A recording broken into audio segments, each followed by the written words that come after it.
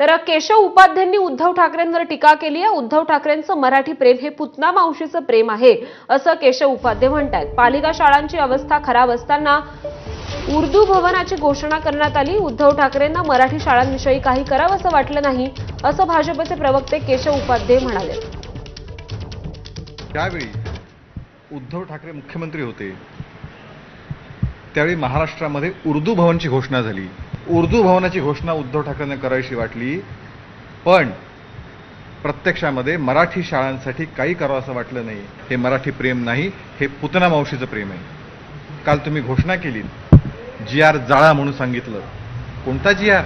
आणि हिंदी भाषा जोडो कार्यक्रमामध्ये उद्घाटन कुणी केलं होतं? जयंत पाटलांनी मुंबईमध्ये।